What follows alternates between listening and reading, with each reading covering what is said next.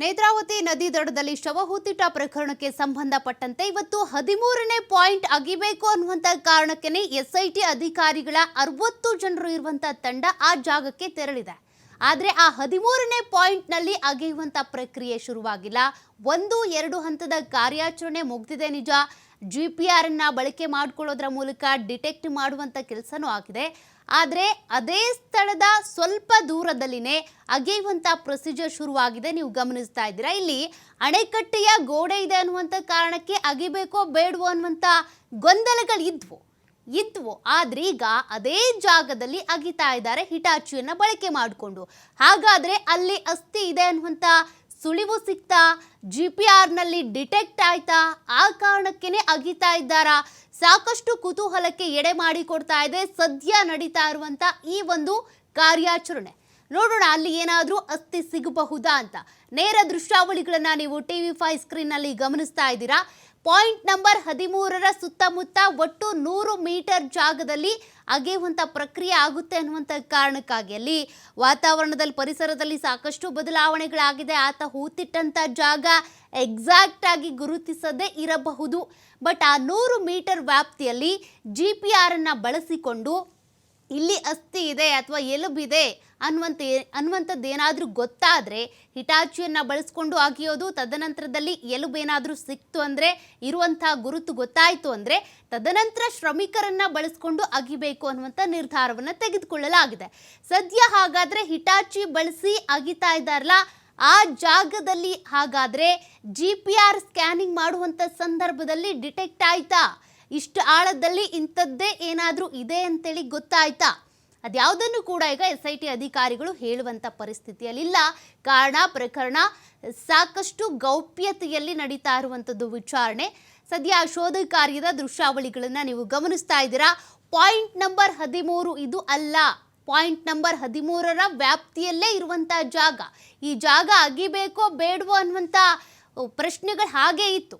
ಕಾರಣ ಅಲ್ಲಿ ಅಣೆಕಟ್ಟೆಯ ಗೋಡೆ ಇದೆ, ಅಗಿಯೋದು ಬೇಡ ಅಂತೇಳಿ ಕೂಡ ಒಂದಷ್ಟು ಗೊಂದಲಗಳು ಇಟ್ಕೊಂಡು ಇದ್ದಿದ್ದರಿಂದ ಮೊನ್ನೆ ಆಗಬೇಕಾದಂಥ ಕಾರ್ಯಾಚರಣೆ ಬಹಳ ಪೋಸ್ಟ್ಪೋನ್ ಆಗಿ ಇವತ್ತು ಕಾರ್ಯಾಚರಣೆ ಆಗ್ತಾ ಇದೆ.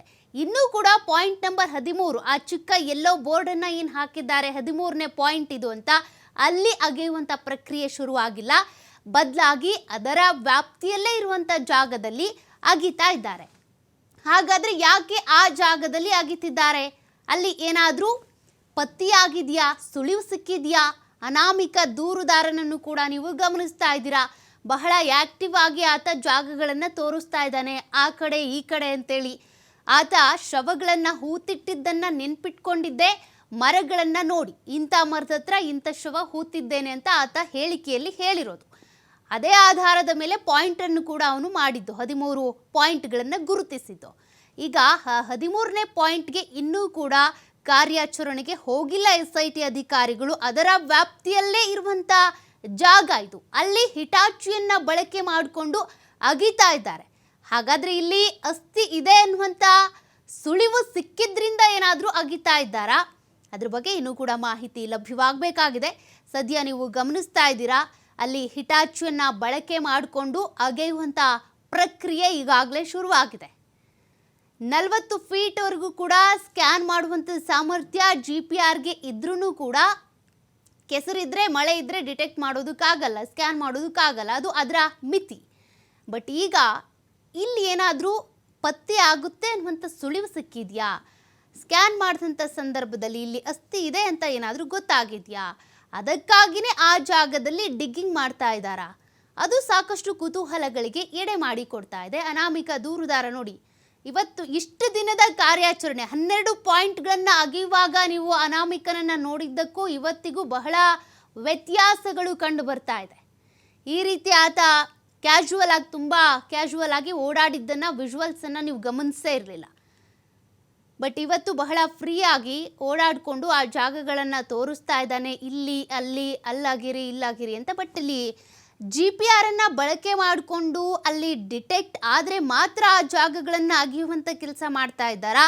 ಅನಾಮಿಕ ತೋರಿಸಿದ ನಂತರ ಮತ್ತೆ ಆ ಜಾಗದಲ್ಲಿ GPR ಬಳಸ್ಕೊಂಡು ಸ್ಕ್ಯಾನ್ ಮಾಡಿ ಇದ್ದಿದ್ದೇ ಆದರೆ ಏನಾದರೂ ಅಸ್ಥಿ ಇದೆ ಅಂತ ಅದರಲ್ಲಿ ಸ್ಕ್ಯಾನ್ ಆದರೆ ಡಿಟೆಕ್ಟ್ ಆದರೆ ತದನಂತರದಲ್ಲಿ ಅಗಿತಾ ಇದ್ದಾರಾ?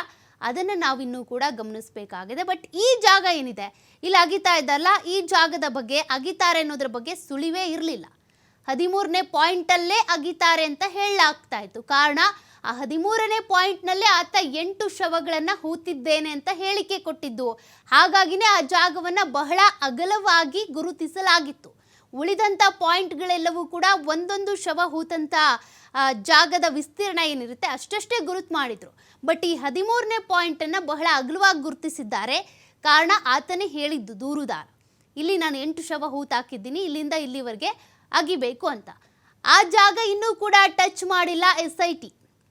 ಬದಲಿಗೆ ಅದೇ ಪಾಯಿಂಟ್ನ ವ್ಯಾಪ್ತಿಯಲ್ಲಿ ಇರುವಂಥ ಜಾಗವನ್ನು ಅಗಿತಾ ಇದ್ದಾರೆ. ಹಾಗಾದರೆ GPRನಲ್ಲಿ ಏನಾದರೂ ಡಿಟೆಕ್ಟ್ ಆಗಿದೆಯಾ? ಅಸ್ಥಿ ಸಿಗುತ್ತಾ ಈ ಜಾಗದಲ್ಲಿ? ಈ ಪ್ರದೇಶ ಏನಿದೆ, ಈ ಪ್ರದೇಶನ ಅಂತ ಅಲ್ಲ, ಯಾವುದೇ ಪ್ರದೇಶ ಆಗಲಿ, ಮಳೆಗಾಲ, ಚಳಿಗಾಲ, ಫ್ಲಡ್ಡು ಇದೆಲ್ಲವನ್ನು ಕಂಡ ನಂತರ ಸಾಕಷ್ಟು ಪ್ರಕೃತಿಯಲ್ಲಿ ಬದಲಾವಣೆಗಳಾಗಿರುತ್ತೆ. ಬಟ್ ಈ ಜಾಗದಲ್ಲಿ ಆತ ಶವ ಹೂತಿದ್ದೇ ಆದರೆ ಅಲ್ಲೂ ಕೂಡ ಸಾಕಷ್ಟು ಬದಲಾವಣೆಗಳಿಗೆ ಆ ಜಾಗ ಒಳಪಟ್ಟಿರುತ್ತೆ. ಹಾಗಾಗಿ ಅಲ್ಲಿ ಏನೇನು ಆಗಿರಬಹುದು ಅನ್ನೋದನ್ನು ಯಾರೂ ಕೂಡ ಅಂದಾಜು ಮಾಡೋದಕ್ಕಾಗಲ್ಲ. ಸದ್ಯ ಆತ ತೋರಿಸಿರುವಂಥ ಜಾಗಗಳು ಎಕ್ಸಾಕ್ಟ್ ಆತ ಶವ ಹೂತಿಟ್ಟಿದ್ದಂಥ ಜಾಗನೇನಾ ಅಥವಾ ಅಕ್ಕಪಕ್ಕದ ಜಾಗನ? ಆ ವ್ಯಾಪ್ತಿಯಲ್ಲೂ ಕೂಡ SIT ಅಧಿಕಾರಿಗಳು ಅಗಿತಾರೆ ಅನ್ನುವಂಥ ಮಾಹಿತಿ ಆರಂಭದಲ್ಲೇ ಇತ್ತು. ಕಾರಣ ಈ SIT ರಚನೆ ಆದಂಥ ಸಂದರ್ಭದಲ್ಲೇ ಹೇಳಲಾಗಿತ್ತು, ದೂರುದಾರನಿಗೆ ತೃಪ್ತಿ ಆಗುವವರೆಗೂ ಕೂಡ, ಅಂದರೆ SIT ಅಧಿಕಾರಿಗಳು ಸರಿಯಾಗಿ ಶೋಧ ಕಾರ್ಯ ಮಾಡಿದ್ದಾರೆ ಅಂತ ಆತನಿಗೂ ಅನಿಸ್ಬೇಕು. SIT ಅಧಿಕಾರಿಗಳಿಗೂ ಕೂಡ ಅನಾಮಿಕ ದೂರುದಾರ ತೋರಿಸಿದಂಥ ಜಾಗಗಳನ್ನು ನಾವು ಅಗ್ದಿದ್ದೇವೆ, ಪರಿಶೀಲನೆ ಸರಿಯಾಗಿ ಮಾಡಿದ್ದೇವೆ, ಶೋಧ ಕಾರ್ಯ ಕರೆಕ್ಟಾಗಿ ಆಗಿದೆ ಅಂತ ಅವರಿಗೂ ಕೂಡ ಈ ಒಂದು ಕಾರ್ಯಾಚರಣೆ ತೃಪ್ತಿಕರ ಅನ್ನಿಸ್ಬೇಕು.